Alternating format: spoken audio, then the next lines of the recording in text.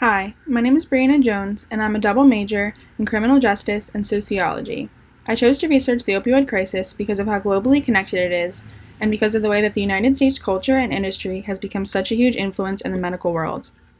It seemed as though it was perfect to discuss for my project. Finally, throughout my research, I have learned about common misconceptions and assumptions, and in this presentation, I hope to give a partial explanation as to why and how the opioid crisis has spread globally.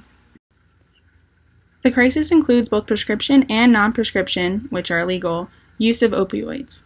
Prescription opioids include natural and semi-synthetic opioids such as codeine and morphine, and include synthetic opioids such as methadone, fentanyl, and tramadol.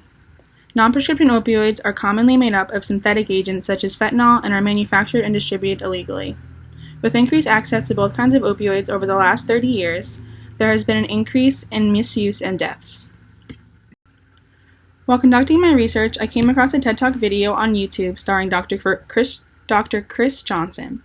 Dr. Johnson is a nationally recognized expert on the opioid and heroin epidemic, and he has given numerous speeches throughout the country on this topic to medical and non-medical audiences, and his main message consists of a need to reform a corrupt medical system that has been accused of putting the interests of business and profit before the health of patients.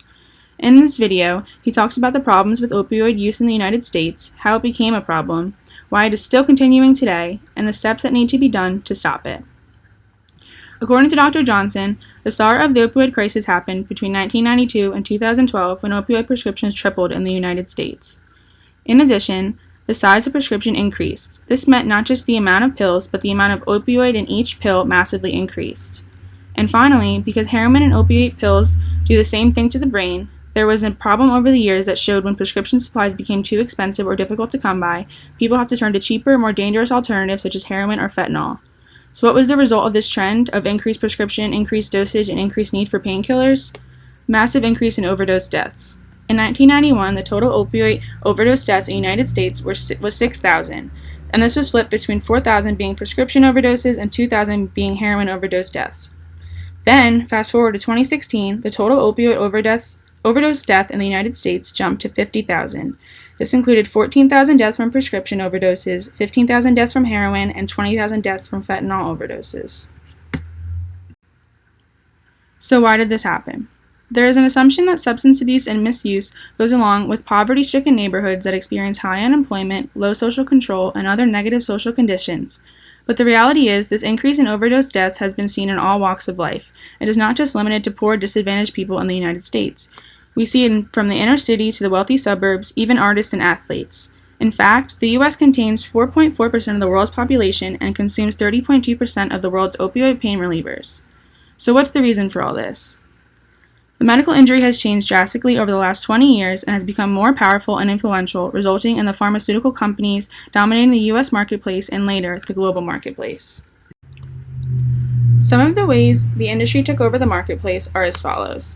First, the opioid manufacturers realized they needed to expand their consumer base as much as possible, so they created an illusion that pills are a quick and easy fix to solve the problem of chronic pain. They did this by recruiting pain specialists and academic leaders to help convince the American people and doctors that pain is an epidemic in society that needs to be treated and taken seriously. A specific incident involved a man by the name of Dr. Russell Portnoy, who wrote journal articles that sought to rehabilitate the medical community of people who had an irrational fear of opioids. Dr. Portnoy was also the president of the American Pain Society in 1995, and in 1996, the American Pain Society released advice that taught doctors that pain should now be considered a fifth vital sign when assessing potential morbidity for patients. This meant pain was taken as seriously as heart rate, blood pressure, breathing rate, and temperature. On top of that, Dr. Portnoy published an article in the Clinical Journal of Pain claiming the risk of addiction to opioids was less than 1%. It was later found out that his research was based off an 11-sentence-long research report in the 1980s done by the New England Medical Journal of Medicine, and the research process did not accurately meet the characteristics of a scientific experiment. This was a great failure in medical ethics and ended up influencing medical experts that pills were not as harmful as was once thought, which then resulted in them starting to use opioids as a common prescription for pain. On a side note, Dr. P was interviewed in 2010, and in short, he admitted that he gave false information to the public and would take back what he said. He also mentioned that his primary goal was to destigmatize opioids, and oftentimes that meant leaving out evidence and information. The second way pharmaceutical companies took over the marketplace was to market to primary care doctors and patients. This was never done by opioid manufacturers until 1996, when OxyContin was released by Purdue Pharma as a pain medicine provider.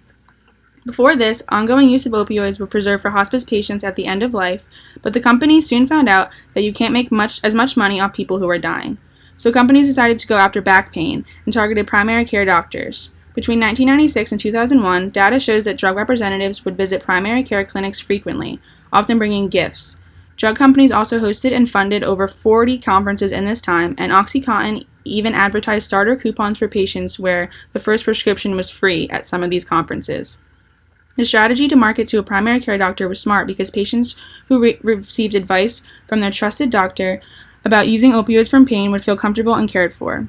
The third way was to influence government and regulatory bodies to approve new drugs and mandate rules about pain to favor increased use of opiates. This was important first because companies needed approval for their product, and because it was significant that pain specialists gave us permission to prescribe, but government support as well made it seem even more legitimate and honest. In addition, the 1992 Prescription Drug User Fee Act, which made it so 50% of the FDA's budget now came from industry, made it easier for companies to receive backing from government and regulatory bodies. This act is not linked to the opioid crisis, though. It came out of the AIDS crisis in the 1980s, when FDA needed funding for trials, so the industry stepped in to help. Ever since then, the FDA has been dependent on the funding. This comes with negative consequences because it is hard for a regulatory body to regulate an industry that is giving it half of the funding, so the result is that the FDA supported positive narratives about opioids in previous years. So why did this happen? Dr. Johnson lists a possibility that seems to be the most practical influence on why this epidemic is occurring. It's American culture. It's a sad fact that unlike any other country, the U.S. looks at medicine as a business enterprise. And in any business enterprise, money is the most important priority in order to keep investors and owners of the business happy. As a result, the American medical system is not incentivized to care about the long-term health of patients when there is so much profit to be made by keeping people caught up in the healthcare system. So what can be done? Here are a few things that can be done in order to stop the opioid crisis from persisting in the United States. First, we need to acknowledge major medical organizations do not recognize opioids as an effective treatment for chronic pain. Also, we need to interrupt the financial relationship between doctors and the drug industry. Next, we need to make research more scientific, and this involves the FDA becoming independent and companies not allowed to fund their own research. Finally, we need to stop volume-based revenue for doctors and clinics. Another source I found during my research was a documentary done by Quartz Publication, which is a business-focused international news organization which was launched in New York in 2012, but is now owned by Japanese media company Uzabase. I researched their bias, and people have reported that Quartz leans more to the left center of the political spectrum and is also perceived to report factual information. In this documentary, Quartz's staff travels around the world interviewing important people who are in the middle of this global crisis. The documentary focuses on how the opioid crisis spread from the United States to across the globe and highlights some of the U.S.'s key parts in the issue. So how did it become a global issue? U.S. pharmaceutical companies spread their influence by funding international conferences and had a direct influence in promoting their medical business because of it. They give expert leaders a platform to educate doctors around the world on the importance of opioids. These conferences have been held all around the world, including France, Italy, Belgium, and Australia, Denmark, and more.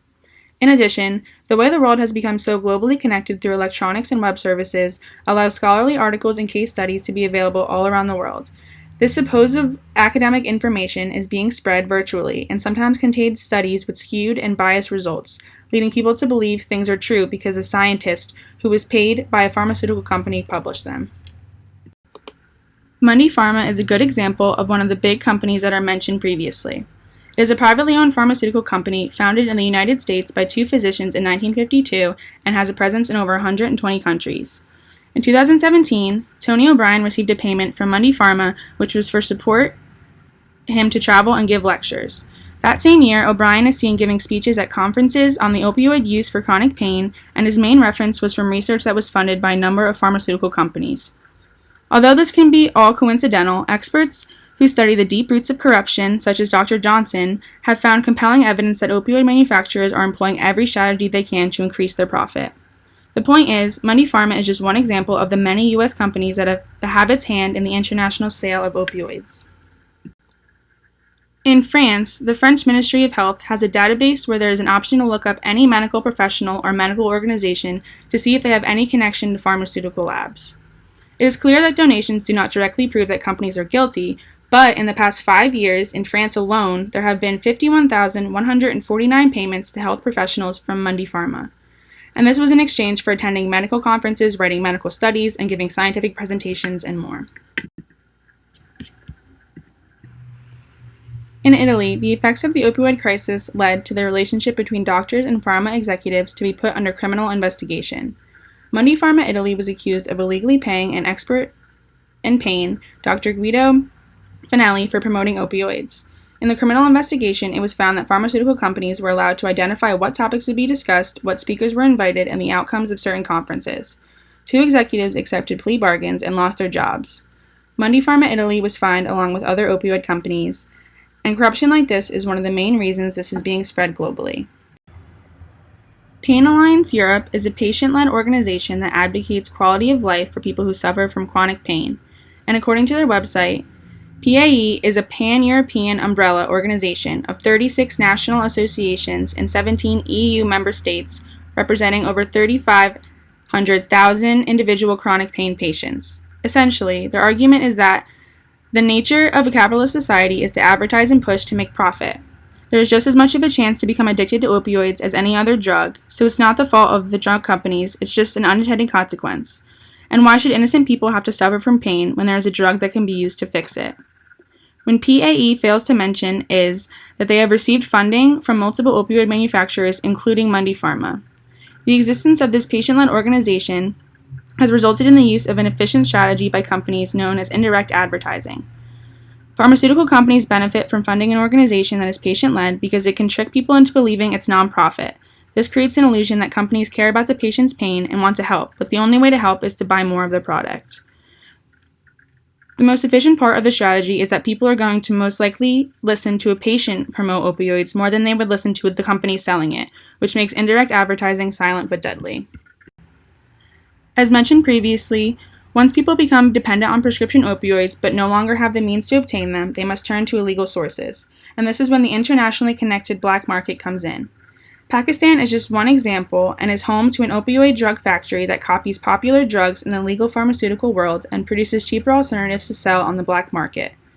It has become evident that over the years, as doctors prescribe more opioids to patients, the demand in the market goes up and the profit made by illegal businesses in the black market increases as well. Along with the black market, there is also the gray market. This market is an intersection between the real market and the black market, and where people resell legitimate prescription opioids all around the world. Their job is to see which medicine is selling the most and keep up with the trends of consumers. It has been reported that there has been an increase in demand for opioids in the gray market as well. And an important point to consider is that the legal and illegal markets should be viewed as equal when studying the opioid crisis. This is because once the legal market blows up, then people are able to sell legitimate opioids illegally, making it easier to access and distribute all around the world. To sum up everything that has been said so far, this crisis partly originated due to a profit-hungry capitalist society and has turned into something bigger than the U.S. and pharmaceutical companies could have ever imagined. There are many large international manufacturers that have funded biased research and drug conferences around the world that promote opioid use, and now opioid use, illegal and illegal, is contributed to the deaths of too many innocent, otherwise healthy people each year. Although it is not the direct fault of pharmaceutical companies, there was a pattern that emerged that showed over time, as the sales of opioids increased, the number of people being treated increased, and the deaths increased all around the same time. The result of this is that people become dependent and can no longer have access, so they end up going to the black market for illicit substances which are not controlled, and this is when people end up falling victim to the crisis. Just to clarify, trends of increased opioid prescription does not always mean addiction in certain countries. Germany has one of the highest daily doses of opioids in the world, but has a fraction of the overdose death rates. Some of the reasons could be the way they treat chronic pain in a more serious way. They do this by offering patients the option of alternative medicine, psychological support, interventional approaches, and other methods. In addition, Germany has a strict anti-bribing law that limits the amount of money and gifts that companies can give healthcare professionals each year. If more countries started to adopt the practices that Germany uses when prescribing and educating the public on medicine, we could start to see a decrease in opioid use, misuse, and abuse. In conclusion, there needs to be a clear line drawn between the companies that reap profit off the sales of pain medicine and the education that doctors and the medical community receive in order to prevent the loss of any more lives in this opioid epidemic. This is my reference page. Thank you for listening.